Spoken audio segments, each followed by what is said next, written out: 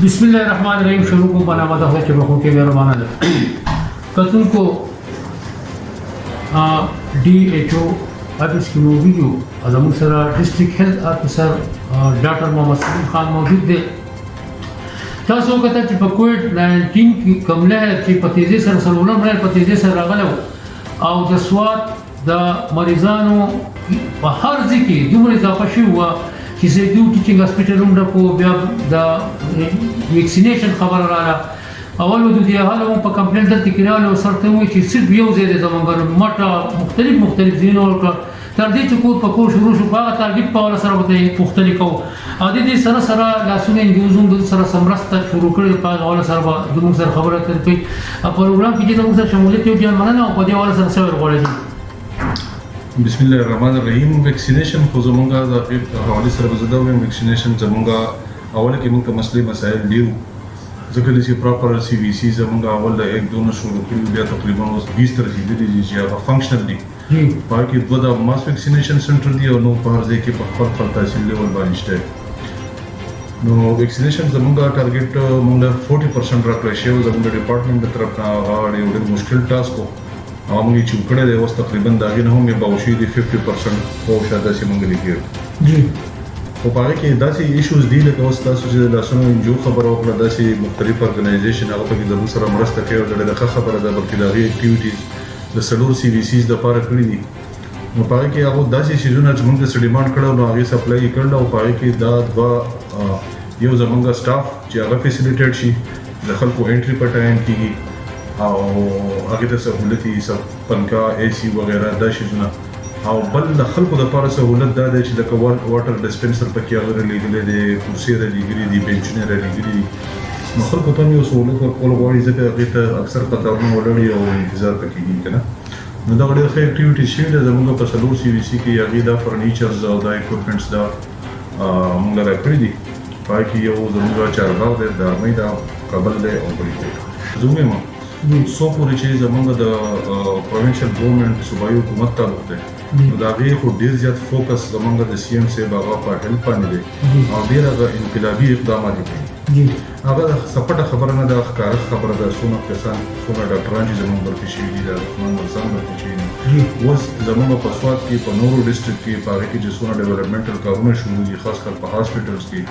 बीचू लेवल जमाशल का सर्विसेज को जो अपग्रेडेशन मानो इधर जमंगा द स्वाद ज़्यादा बीचू सीजन आगा अपग्रेड हुई और इसी ता और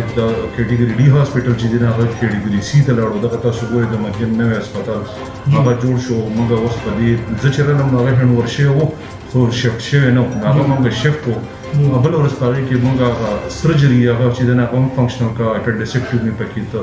पक्या चिलस का लबा था कि ऑपरेशन शो सर्जन दा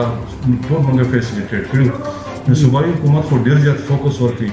और बल ये इनकलाबी आगा इक़दाम दा शवे दे चे आगे की जमंगा टोल भी चूज द जमंगा सूबे यवाज़ द स्वाद नो टोल RCs दा मत की चीज़ आता स्टाफ वो आगे 2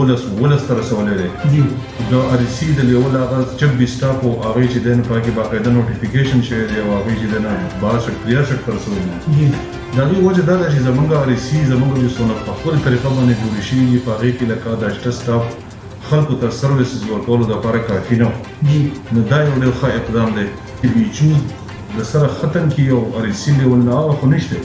तो पासवर्ड के वजह ज़्यादा दासी बीचूज़ दा कौज़ बदा म्यादम ना हम ज़रूरी खुदा चे आगा हम अपग्रेड शे खुदा वे आगा दासी ने चिल्लान देती कतीपुर दे ना आगा अपग्रेड शे ठीक था नदी से पाँव शायद आगे तो नोर बीचूज़ नहीं दे कतीरा की बीचूज़ दे दिया फातिबल यू बीचूज़ दे लपासा पचेल की बीचूज़ दे पागे तलान दे मदीना हॉस्पिटल दे नकाम आगा priority दगा माने जी कब जमंगा दगा आगा को आगे पदी